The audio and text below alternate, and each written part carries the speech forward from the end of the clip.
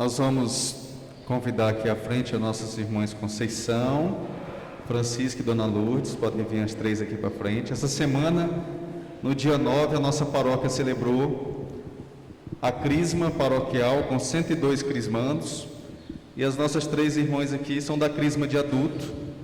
6 outros adultos vão continuar caminhando aqui na comunidade, e eles foram acompanhados pela Dona Benedita, nossa catequista, e pela Vitorinha, podem ficar de pé, nossas catequistas, a quem nós agradecemos com uma calorosa salva de palmas por esse ministério. Nossas irmãs crismadas já podem se integrar à nossa comunidade, aos grupos, movimentos e pastorais. Nós queremos acolhê-las também com uma calorosa salva de palmas. Sejam bem-vindas.